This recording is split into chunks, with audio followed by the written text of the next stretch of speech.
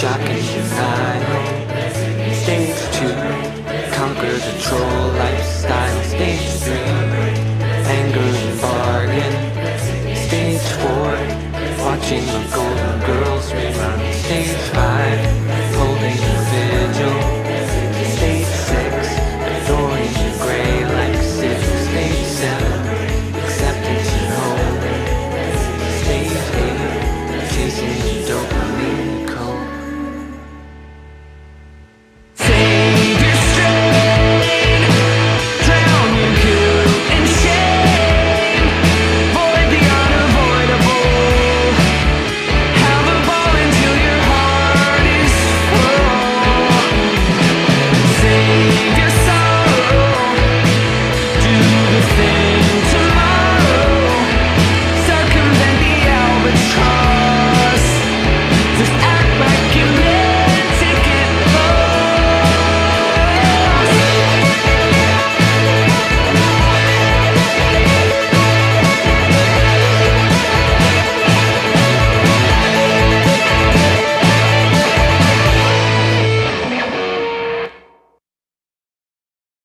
Could you put another movie on the tube? I'm awake and I'm racing, thoughts are stuck pacing. I could turn the volume all the way down and you can sleep when you wanna. Not sure I'm gonna.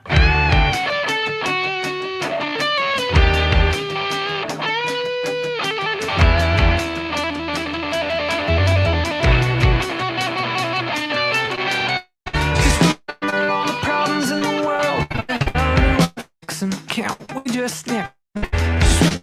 Oh, promised my mom that I'd be famous by now and I'd buy her a house. Tell me how you want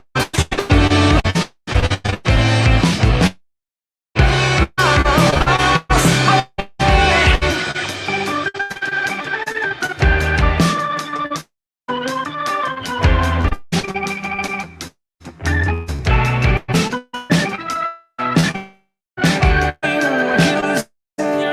songs matter, the clue we last heard. On the heart that was feeding deep down before each town. I got nothing to lose. Let's be happy. Piece of that pie.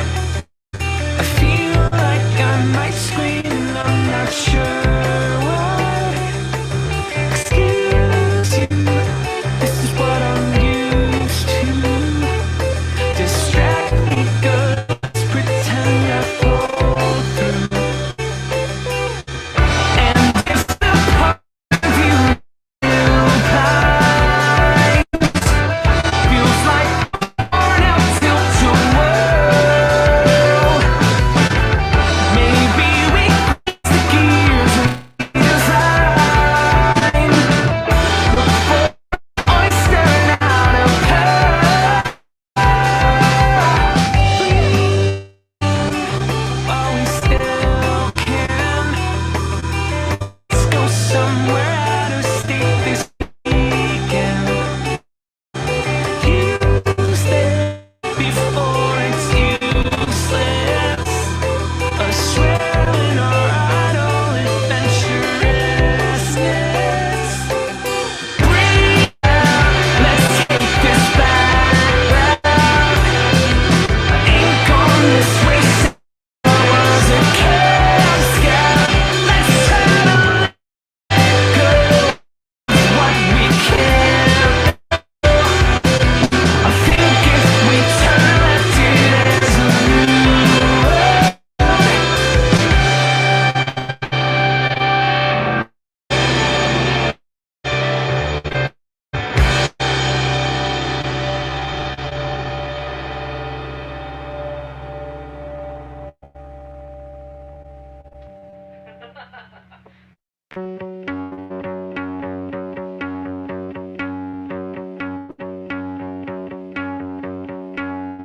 Atone for your body foul. Leave alone while you can shimmy out. Part the scent of your own ennui. Walk down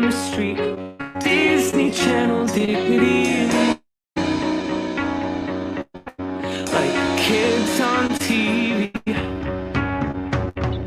Disconnect all the signs.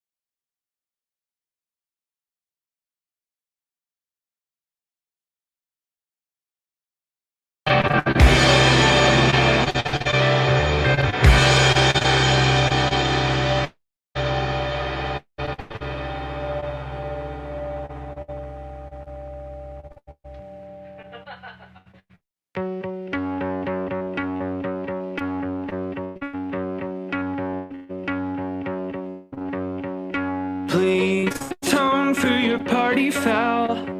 Leave alone, we can shimmy out. Part the seas of your own ennui and walk down the street with Disney Channel dignity and beat. Like kids on TV. Disconnect all the simple lies. Lace your wounds with a length of twine and believe that people want to be like you, and it's not your call. What they should or shouldn't do is true. Be cool. Just put that speech in your pocket. Listen, you're only one in a million. So try to be human. Just kick that soapbox out from under. Kid, don't it make you wonder if the lightning is worth all the thunder?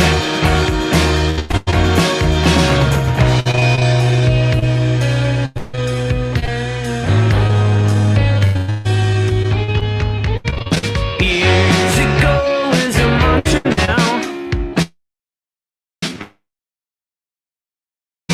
Tell the mirror you can see things clear and do a double take as your doppelganger soldier, grown up adult with a level head.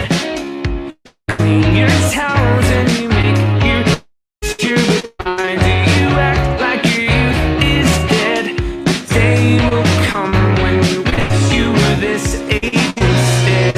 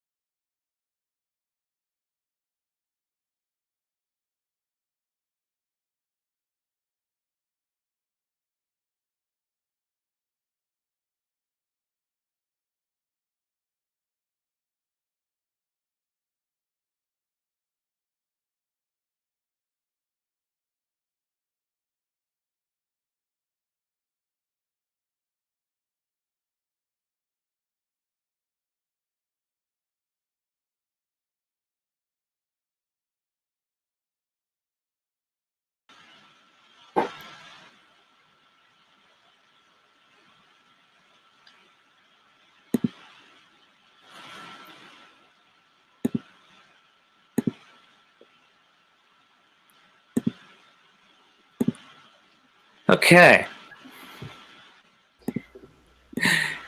Hey, everybody. Can you hear me at least? Comment in the chat if you can hear me. I can't see you. You can't see me. This is all really spectacular. Gotta love it. Your internet. He was bragging so hard about his internet. I thought it was It's good. like Cinnamon Toast Crunch. Hi, everyone. Hey, everybody in the chat. Can you hear Frank? Can you see Frank? No, you're not there. Okay. I do hear you. Nobody's though. really giving me a clear answer. Frank, we can't see you. We can't see. Your camera's not I on. can't see you. No one can see you. I added myself to the chat. We can hear you. I swear I'm not a boomer. Oh, but he is. Am I here now? You literally showed up, and then you like reloaded your page, and now you're not there again. This is all great. Anyway, we're having some crazy technical difficulties. It's all You can thanks see- to my internet. They're saying they can see you in the chat, but I can't see you. Oh, well, if But I don't need to see you though. I've had enough. Yeah. Somebody saw me briefly and then I was gone again. Yeah, I see. I don't really Okay. understand why that is the case. Is your camera mic on? Yeah. Take your finger off of the camera lens. Huh. Okay. Well, people say that they can hear me. Yeah, we can. Something. This is really good. This is a really this track. good job. This track is really long. Yeah, this Yeah. track is like 20 minutes. This is Yeah, exactly how the album goes, everybody. it's really artistic. There is no album. There is no album.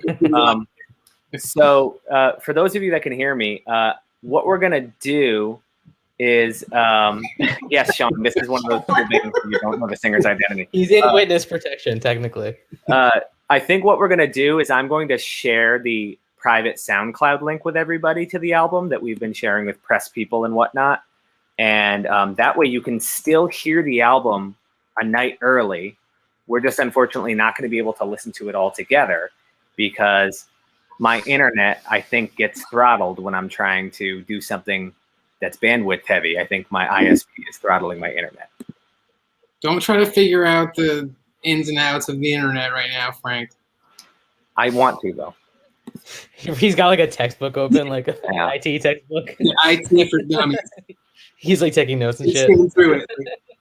Why does somebody keep talking about Pogs? Are you talking about Pogs like from the 90s, the I disc miss cardboard? Pogs. Is that what we're talking about? Is Oh, that's what I'm talking about. Yeah, me too. Everyone always thinks I'm drunk on video. I don't understand that. What's that? Because I'm not like miserable for like. Yeah. That's Jesse that said that. Of course you think Yeah, that. I know. Okay, everybody, I'm posting the link to the SoundCloud, Fuck. the private SoundCloud of the album. So you can use this to listen to it tonight before it's out tomorrow. But yes, Star Cecil, I'm on Optimum, unfortunately. So maybe that's even worse than Spectrum. I'm not sure. But anyway, so this is Frankie and his fingers, and we're back from some kind of grave of sorts or some kind of rest. Frank showed up. I'm here.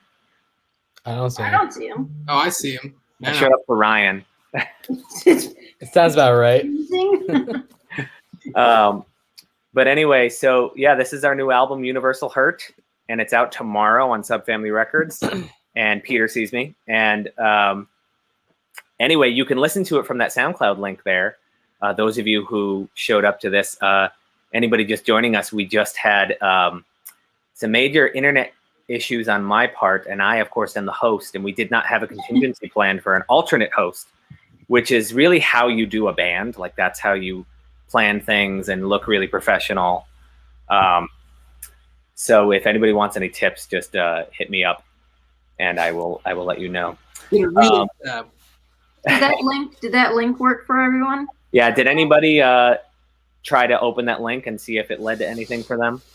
Let's see if I messed that up as well. What if it's just a Rickroll? It's I That want was like so a good. new thing that's like a Rickroll. What I if would the love album's that. actually just choppy now and we didn't know? Oh God, then it's really artistic. Okay, the link works. Yeah. Okay. Claudia says it works. Well, you could listen to it now while we're hanging. Yeah, you're welcome to listen to it if you want while we hang out and talk.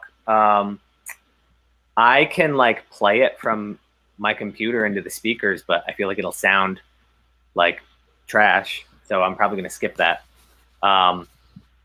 So I'm gonna go ahead with some questions that were submitted to us on Instagram and Facebook, and Yes. we're going to address those. Yes, Jesse, that the link to the Weird Emo album is correct. So one of the first question somebody said on Instagram was, why does Ryan wear his jacket inside?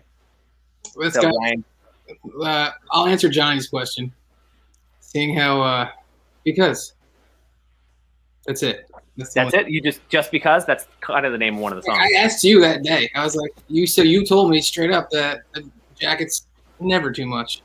Yeah, I agree with you, but I figured I'd let you answer for yourself first. What jacket are we talking about? Was this for the interview we did the other day? Oh, Should I go quick? I watched that. What? It's probably cringy. It's me, so it has to be. Sorry, Johnny. I know it's a It terrible. is a terrible it's just the answer. It's truth. true.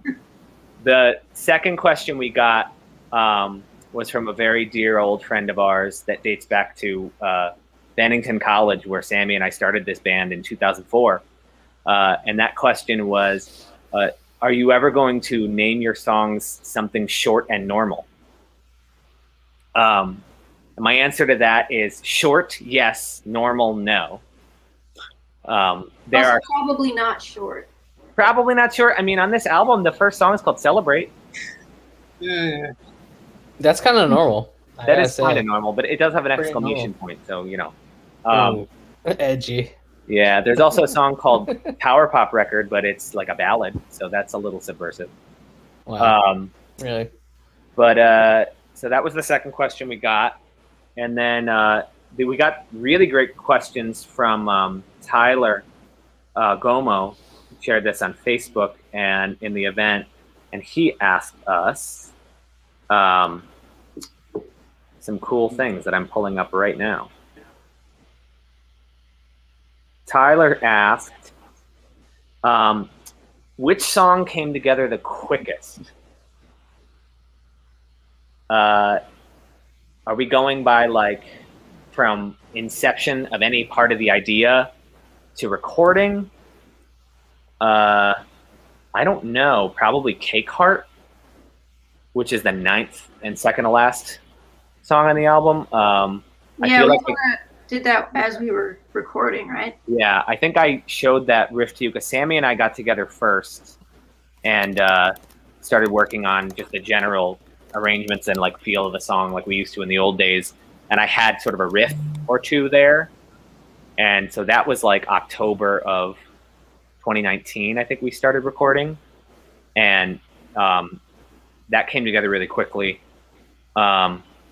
The antithesis to that is there's the closing 9-minute song, There's a Dragon in That Cave. That's a riff that was written like 10 plus years ago. And it's something that we kept trying to turn into a song forever. And I'm really excited that it finally made its way onto an album. Question. You have a question? No, I said, what's the answer to the question? I didn't hear. I was. Oh, to the song that came together the quickest? It was Cake Heart. Finish first. Which one? Cake Heart? Yeah. Am I on this record?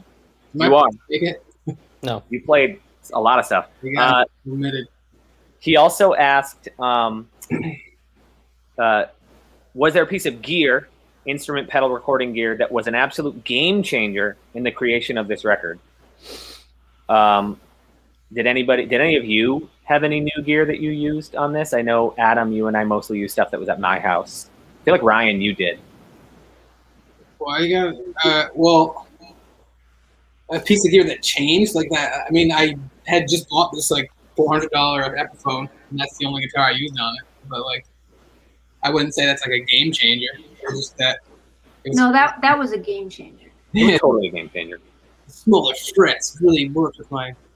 I mean, you got that Dr. Scientist BitQuest pedal a while ago, but it was really a great player on this album. Yeah, that was a cool one, especially in Dragon. Yeah.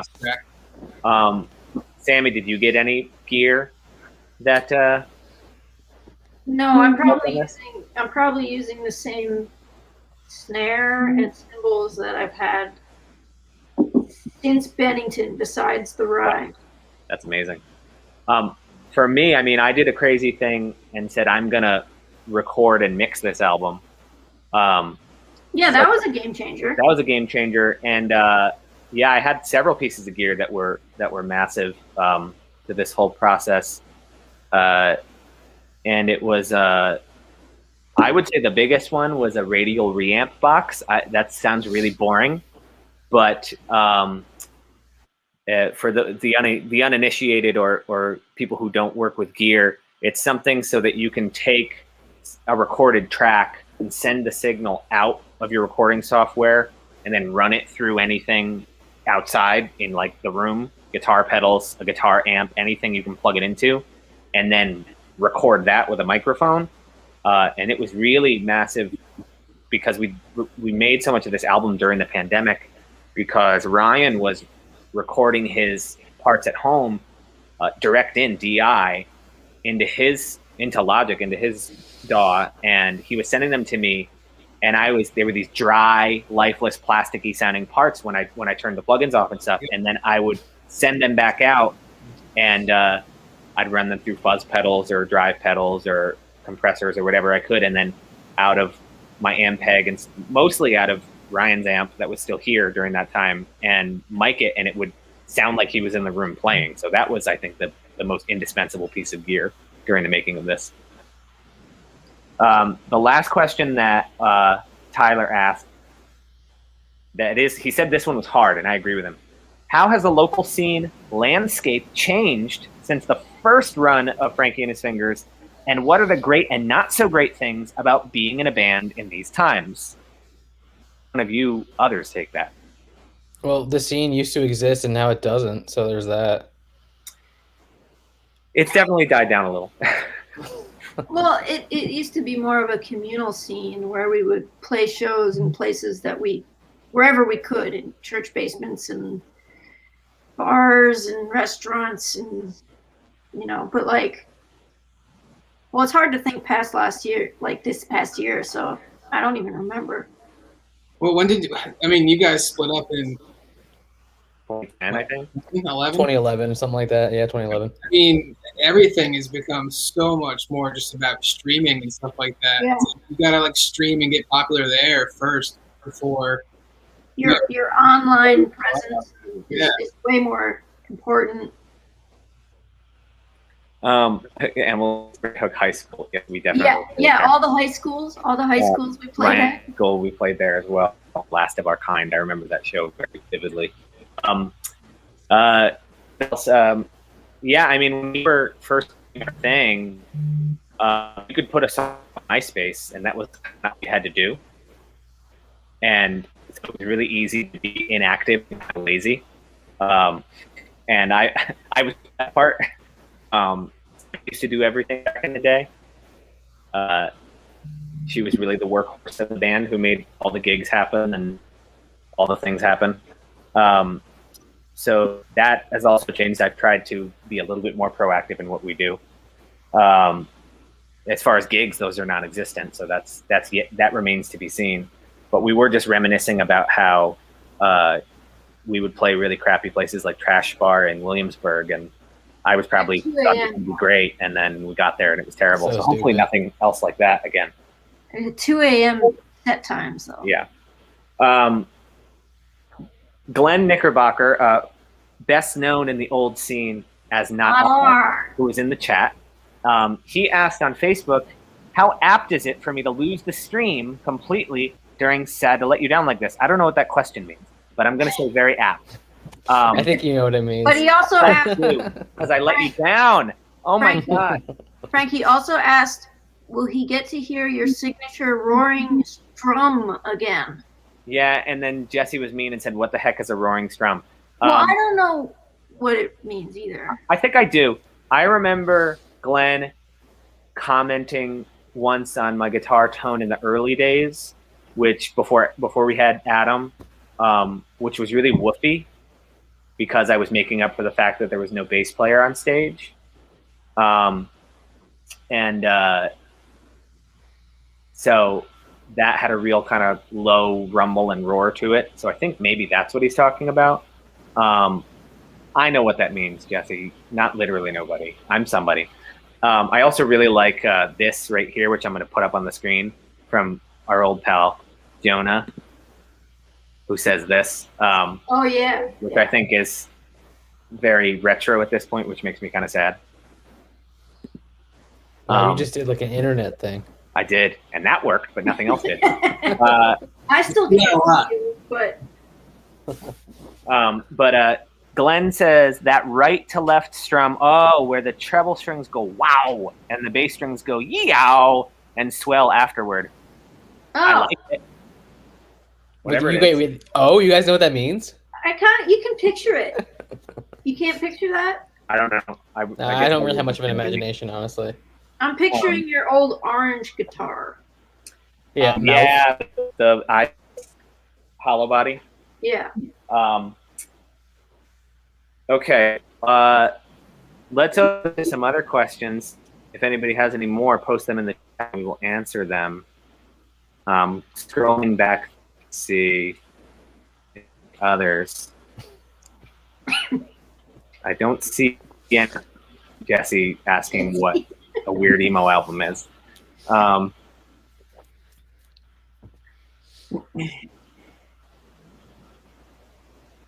If you don't know, you are an idiot. I guess I'm an idiot. Yeah, we're all kind of idiots. Hold on, no. Yeah, me and Ryan are idiots. How hard did Ryan have to beg to get into the band? Ryan, you want to start? Well, he came to every show ever. What did you have to do? I had That's to true. beg a lot. It was like 10 plus years of just begging. Random ways, right? But begging in a very Ryan way, where you just like kind of like hovered in the periphery and didn't say anything, and then eventually we were just like, all right, come here. That's pretty good, I guess. And then I just walk away. Yeah, that's And how you beg. 10 years later. Yep. Well, the way that this happened, My mom asked the question, but she's not going to like the answer. Yeah, I have never once. The only time I got to use an Aguilar amp is when someone had one on backline because I could never afford that shit. But I wanted one, and that's important. it's weird. It's almost like you have a connection at this point in your life. Maybe there's something out. Nah, he doesn't like me that much. Wish we had an internet connection. Yeah. I would say that interesting that this album started as an American film history album, and Ryan was a part of it, which he started as a part of the live band, which like a real band, that we're going to make a record together. Adam rejoined that band, and then suddenly it was the original Frankie and His Fingers, plus some other people, and one of them being a brother of one of those members. And then slowly these songs started coming out, and it sounded like Frankie and His Fingers. And for all intents and purposes, we realized after it was basically done that we accidentally made a Frankie and His Fingers album. And that's really what it felt like. And it was kind of astonishing. So it just felt right to release it under that name and kind of bring that back. So Ryan kind of squeaked his way in there covertly. Maybe this was his plan all along. Some other questions we had. Emily has a good question in the chat. Why don't you read it aloud? I'm blind. How would you say your sound has changed over the years? Well, there was the Bylander C thing. No vibrato. Yeah, no vibrato. That's true. In the very early years, the musical theater was still very present in me, and I sang like a cast member of Rent or something. And then the great Jeremy Backoffen in the early days, who produced One Hell of a Skeleton, helped me find more variation and dynamics with that. And then we did the Bylander Sea thing, which was dumb to change our name. We admit it now. And it was a very brash sounding record, so that was a big change. Very garagey, very intricate instrumental parts that we realized at the reunion show were really hard to play those songs. You guys agree? It was like kind of difficult. Yeah. To play those songs. That's what I was thinking. Although the part that I screwed up the most was Boys. I totally forgot the bass part to that song. And that's not that complicated. I think somebody that's in my house just echoed from upstairs that you were drunk, which is probably true. I was quite inebriated. Thanks, Mel. I don't know. I want other people to say how they think our. I think our songs. I think we moved away from our sound for a while, and that's when we kind of took a break from each other. And I think we're kind of coming back around to the original sound now, but more focused. Yeah, that's kind of how I feel about it. I agree with that. I think Ryan's addition is really a very welcome addition. It gets like really gleefully shreddy, this album. A lot of really fantastic lead guitar shredding stuff, which I think fits with a sense of exuberance that has always been there. But I would definitely say the biggest change on my part are the lyrics. Frankie and His Finger songs used to be textbook heartbreak stuff that maybe got a little clever every now and then. And this is all an album about making fun of how it's stupid to be a human being and its emotions are dumb, and just kind of making fun of the human spirit, but also, accepting all of these things that we all go through and how silly they are. So I think the lyrics are much more sardonic than they used to be. That was a good one from Emily. Paulie K says, which member is what finger? What's the most important? I'm definitely the middle finger. You're the middle finger. Sammy's probably the thumb. The most useful finger, yeah. Yeah, the most crucial. Ryan, I'm like the sixth finger that was only some people have. Yeah. Like it's weird. No. Ryan's a solid pointer finger. If not that, he's at least a ring finger. Frank, you're the pinky. I'm sorry. I'm probably the pinky. I was gonna say he's not a finger. I'm the pink. I think I'm the pink.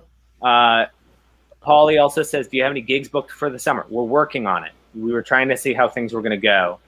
The outdoor show thing is happening. Still trying to see what that looks like. Some venues are opening to limited capacity, which is kind of nice because then you can't blame the turnout on yourselves. Yeah, it's COVID. Yeah. So we're looking at it now and talking with people. We'd really like to play. On the other hand, we all forget how this album goes. I don't. Sammy doesn't because she's the best of us. I wrote my parts in the studio on the fly, so I have no idea what I did on the record. Yeah. So I Adam's literally really have good, to sit so down he'll and figure it learn them. Maybe. Hi, Genevieve. Hi, Genevieve. Genevieve did so much original artwork for us. She did the One Hell of a album cover. She also did the infamous Teeth T-shirt that people still have. Genevieve is great. What else? Adelav, what's your favorite song on the album? I'm going to let somebody else go first. Adam, what's your favorite song? My favorite song is... It's a tie between Gene Kelly and probably the one that I can't remember the name of. Yeah, I'm having trouble remembering which is which. What are the song titles again? Celebrate, Gene Kelly, Sad to Let You Down Like This, the greatest hometown song ever written. The one after that. Just Because. Yes. I like that one. Jesse says wrong. What's the best song then, Jesse? You tell us in the chat. Sammy, Ryan, do you have a favorite? I mean, I think the three singles don't know. I like them all. Yeah, I don't really have a favorite. I think it's going back and forth a lot. There's like, I get different parts stuck in my head at different times. Like I'm a fan of this album outside of like actually helping, write my parts. Because like I've always been a fan of you guys, so it was like weird that like I'm on it, I guess, in a way. I don't know. I like K Card a lot. I think that's like a deep track that is pretty cool. Yeah. It reminds me of like it's got a little bit of like the Who. Yeah. Feel. That's what I was going for. Yeah, that's definitely all Sammy. Yeah. Well. Yeah. Definitely. Frank's never heard the Who. He doesn't know who they are. Never heard them. Not a single Who song in my life. For me, it changes. I'm just really proud of the accomplishment that is the closing song. There's a dragon in that cave, because it's 9 minutes, but I think it's a healthy 9 minutes that doesn't feel like it's unnecessarily long. Like I feel like it's a 9 minute song that should be a 9 minute song. So that I'm really psyched about. Gene Kelly has always just captured a perfect sweet spot of exactly what Frankie and His Fingers would sound like in 2021. I kind of agree with Ryan about K Card. I hope people, their attention span makes it to listening closely to that one. I think it's a standout for sure, but it changes. We all go through our phases where there was a brief period of time a month ago where I was like, the album's bad. Every single song is terrible. Nobody's going to like it. And I think every musician goes through that. Yeah, that's normal. Yeah. Star Cecil says, so far the lead lines have been so good, very catchy. So good job, Ryan. But also, Ryan, the question is, did you just do a Zoolander pose? Oh, yeah. Yeah. I think the answer is yes. Clearly, I'm proud of you. It was help it. left side, so that's Blue Steel. If anyone knows, I haven't seen it in a long time. I actually saw that movie for the first time, I think, with Sammy on the lawn at Bennington. They played it, and I had never seen it. And she was like, it's great. Come watch it. But maybe it wasn't you. I don't know. I mean, if it was at Bennington, it's probably... That was like 20 years ago. Nobody else will talk to you at Bennington.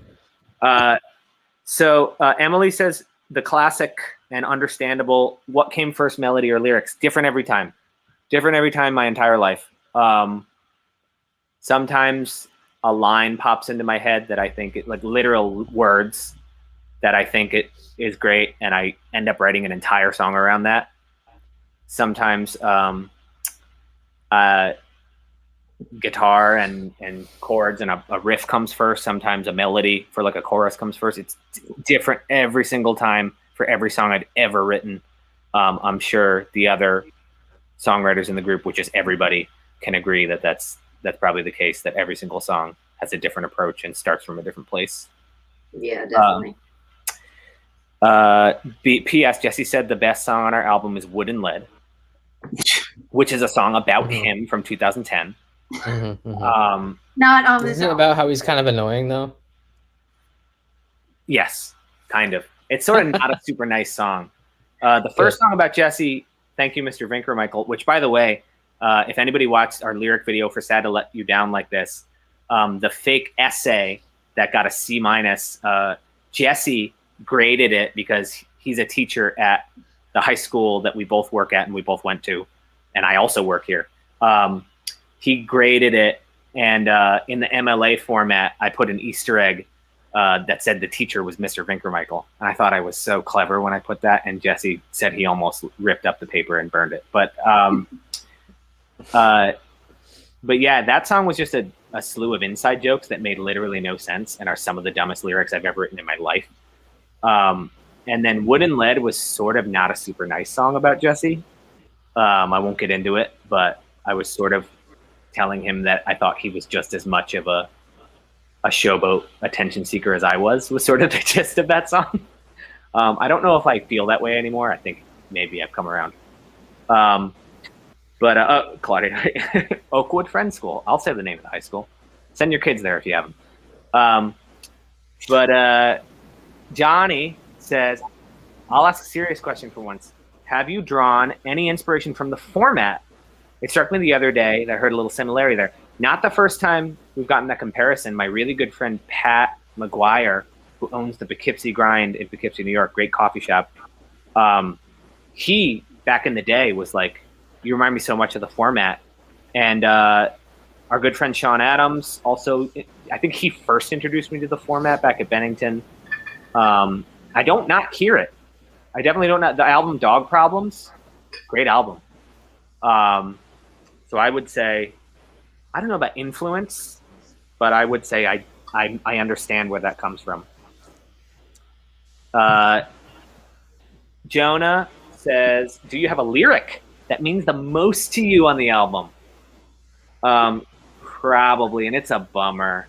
I'm sorry, it's a bummer. Is it in Hometown? Yeah, it's in Hometown. So it's mostly a really tongue-in-cheek album. There are a couple spots that get serious, and there's a song called "The Greatest Hometown Song Ever Written," which mostly is making fun of my obsession with telling everybody I came from a small town and describing it and romanticizing it. It's mostly just making fun of myself for that. And then the outro of the song, which is this very prolonged build that ends in an incredible guitar solo by Ryan. It starts to become about the realization that when I got to the point where I realized I was missing my hometown that I used to say I hated, that I was really missing my dad who passed in 2010. And there's a line at the very end that says, it all makes sense now. I don't miss this town a bit. I just let a part of me think you still live in it. So I would say that's probably the lyric that means the most to me on the album. Other than that, I'd say my favorite line on the album is really not that clever, but I think it sums up a ton of things. And it's in Gene Kelly, I say, just recalled that I promised my mom I'd be famous by now and I'd buy her a house. I think for some reason that's my favorite line on the album. Shoot me. Anybody else have any favorite lines? I mean, you don't really listen to the words, so I don't blame you there. I mean, I do.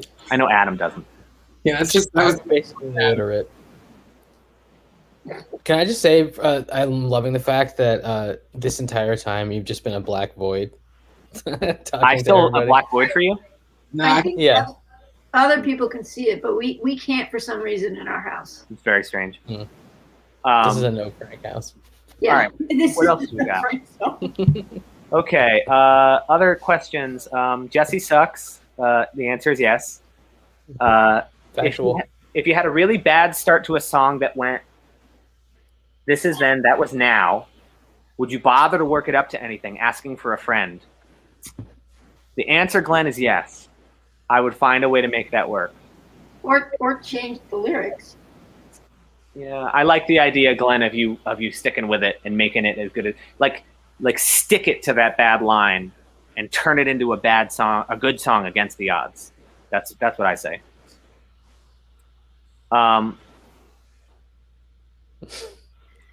Okay, so Star Cecil says, I saw you guys, your tweet regarding being 3.5 wave emo 2.0. That got me thinking, has modern emo influenced you at all? So that joke comes from the fact that, so I am majorly influenced by emo, particularly stuff from the 90s, what they call the second wave, which is the Midwestern stuff. So if that was the second wave and like the Drive-Thru Records, Victory Records, Vagrant stuff from the early mid-2000s when we were in high school was the third wave. I said we were 3.5 because we just missed that.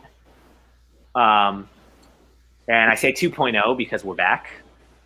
But as far as any modern emo, yeah, I mean, I really love I love two of the records by the Hotelier.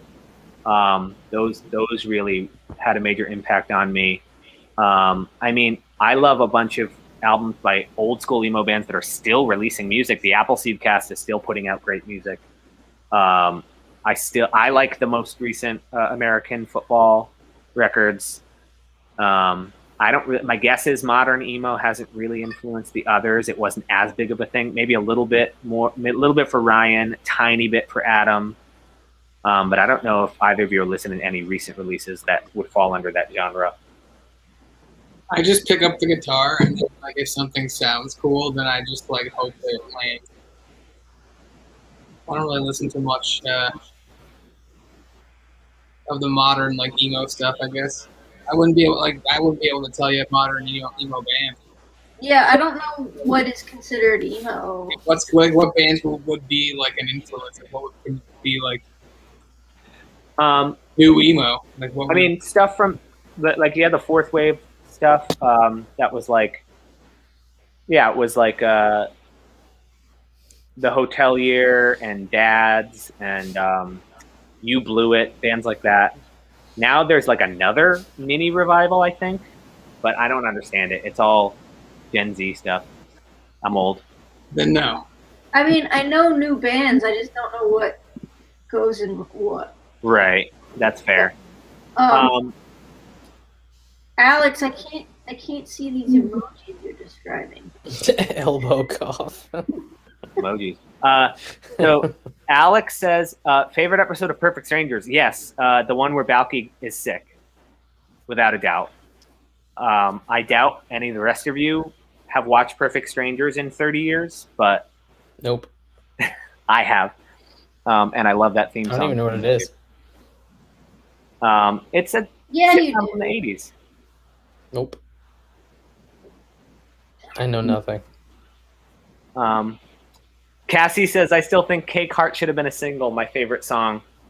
Cassie is the best, and she is one of my best friends for a very long time, and she did the album art with her best friend Andrea, and she has done all of our Spotify canvases, and she has done so much art for us over the years. She is an absolute brilliant woman, and you should get tattoos from her and pay her to make artwork for you. Peter says, what about the Twinkle Daddies? Okay, sure. Alex says, is this dabbing? Elbow cough. I'm going to say yes. Alex says, stop saying my name. I'm going to say no. Jesse says, favorite episode of Ghostbuster. I don't know, but I always used to change the subject in a conversation by saying I like Ghostbusters 2 better than Ghostbusters 1, because usually that makes people angry. I have literally zero reaction to that at all. I'd be like, okay. I know you would. Claudia, yes, that's the show about the cousins, Perfect Strangers. You're absolutely right. You're absolutely right. Love the album art. The album art is so good. Way to go, Cassie. Question for Ryan. Do you know who wrote Taylor Swift's Love Story? I do. Who? Oh, you didn't ask that. You just asked if I knew. Okay, that's fair. But you don't know? You answered it. No, it was. Is it the Swedish guy? Taylor Swift had some part. The Swedish guy. What's his name? Max Martin. Max Martin. Max Martin. Guy's a genius. Sousaphone Mouse Forever. Agreed. That's one of the best parts of the album cover. Oh, somebody did ask in the Instagram, and now the story replies have disappeared. Somebody asked something along the lines of, is the sad guy on the album cover supposed to be Adam? And the answer is yes. Good catch. It is. Just because he's bald. Come on. Yeah. Also directly influenced by you, I'm pretty sure. Yeah, it definitely sort of my fault. The album cover is all the cute cartoon animals and all that stuff going around, and I thought, considering it's a really morose sounding album title, but the album is really jubilant sounding, it would be funny to have a really bummed out black and white looking dude not even noticing the zany world of cartoon animals around him. And I felt not that I don't notice the world around me, Frank. It's that I disdain the world there around you go. me. You disdain. That works too. But I just thought you should have given me big eye bags, though. You fucked up. Well, that's it. You're gonna have to talk to Cassie about that. Maybe she'll do an edit and we'll post it. Like at least 15% uglier. So I think that we can probably wrap this up unless somebody has any other burning questions. This has been a hot mess, but that seems somehow fitting because it's something led by me. Why don't you post the SoundCloud again? Yeah, so I'm going to post the SoundCloud link again to the album. I'm also going to post our link tree, which links to all of our various socials and all that great stuff, and links to our Bandcamp, where you can pre-order the album or buy it tomorrow when it's out. It will be out, I think, technically at midnight Eastern Standard Time here. Have you considered wigs, Adam? Not seriously. But I do think it would be hilarious. I've been shaving my head for about 8 years now. If I just randomly showed up at work one day wearing like a really good wig and just tried to play it off just to see people's reactions, I think that would be fun. I might try that. You should give it a shot. I support it. I am just grabbing the links now. Somebody else entered in the crowd. That's true, Cassie. We did change it on you. What did we change on? Oh, she drew the whole. It's true. She drew the whole thing and put American film history, and then I was like, wait, it has to be Frankie and his fingers, and she had to go in and change the text. It probably took 30 hours. Old people, children in love. Oh yeah, for those only those who know. Me and Jesse. Okay, there's the SoundCloud link in the chat. So go there and listen to it, since that part did not work. I'm gonna the main point. I'm gonna post. Yep, that was literally. It was called the virtual listening party, and we did not listen, which is just great. And here's the link tree, which leads to all of our social media and all of our Bandcamp and all that stuff. You can buy the album. The one other thing that I'm gonna post an Instagram poll about. So there's a way we could possibly do some vinyl, but we'd have to have a minimum of 100 records that people want to buy. So I'm gonna post a poll, and if I get enough of a response, we might go for it. So keep an eye out for that. So yeah, check out those links. Listen to the album. Hope you like it. Sorry we weren't able to listen to it together. And keep an eye out on all of our social media stuff for upcoming shows, hopefully in the near future. Thanks, y'all.